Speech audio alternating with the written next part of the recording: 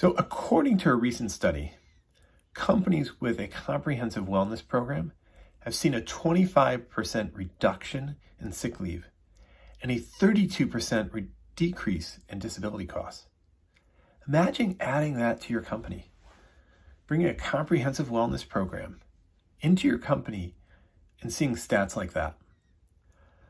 Look, wellness is for everyone in an organization, from the leader at the top all the way down to the mail clerk. We need to think about if we want to be successful. And one of the things I always talk about is humanizing leadership, building connections to your employees, to your company. Makes a huge difference in the way that people see you, interact with you, and are going to be there for you. And so if you think about all of that, number one, there's going to be an impact in health. You provide wellness programs. It's not an out for everybody that's going to take a vacation on a Friday. But what it's going to come down to is it's going to improve health. It's going to improve morale. You're going to have better connection and better productivity. Imagine that. And you're not providing a lot. You're not changing up and you're giving them lifetime memberships to things. You're providing quality access to wellness that will improve their lives at home and will also improve their lives at work. It will make a huge impact on your turnover and what people will do for you and how they're connected in. So one of the things you want to think about with health, you could bring someone in, you could encourage them to go out, make sure it's part of your benefits program, but encourage regular checkups and preventative care. I think that's an important aspect.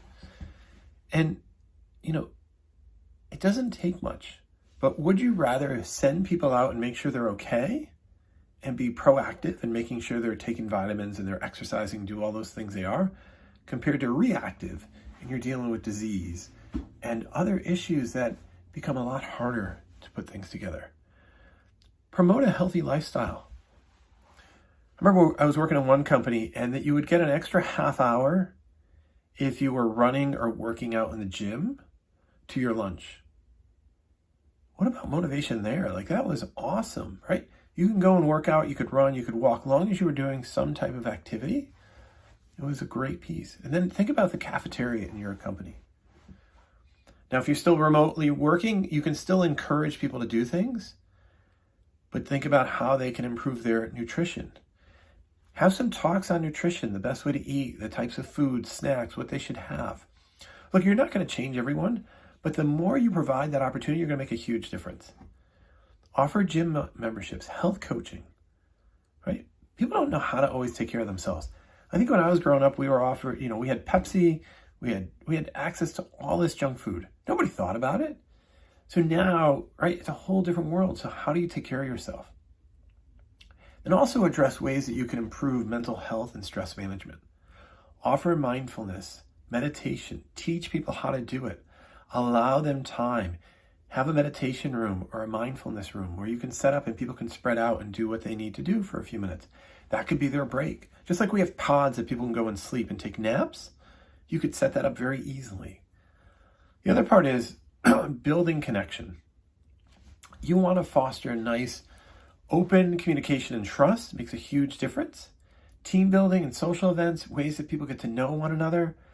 I think if we look at Congress is a big thing. I was listening to a book by Simon Sinek, and they talked back in the 70s and 80s, was a point that if you were a congressman or a senator, you moved to DC with your family and you socialize with both Democrats and Republicans. And during the day, you were enemies. You fought, you disagreed, but at night, you were at the same school plays. You were at barbecues. You connected with one another. We've lost that. You've seen that and the effects. The same thing here is build in those opportunities. Also value and get employee feedback. Makes a huge impact. But act on it. Don't say, oh, we're going to do it. Act on it. The other part is do check-ins. Have your managers and all leadership check in with people. Hey, how did last week go? Is there anything I can do to help you improve? What's going on this week? And is there anything I can do to help you? Simple. It can be done through an email, right? Just get the feedback. Let people know that you're listening. And then recognize success and celebrate it, right? For whether it be team or individual, awesome team. Celebrate for the company. If the company's doing well, celebrate. Make sure you do it. Then we think about productivity. And productivity is important in the fact that it links between employee wellness, motivation, happiness, higher productivity. It's a great thing, right? Give them different workspaces. Give them the tools for success. Makes a huge difference in what you can do, right? Allow them some flexibility. Maybe giving them a day or two to work remote. Offer off-site if they need to just kind of get their team going. Regular breaks, right? 45 minutes on, take a 5-minute break. Do something where they're not always sitting. Standing desks, different things that they can change it up. Now, here's where it really comes down to for leaders. Lead by example. You're working out, you're eating well, you're doing mindfulness. But don't do it just as like, I have to do it because I have to show. No, be part of the problem. Be part of the solution. Be productive.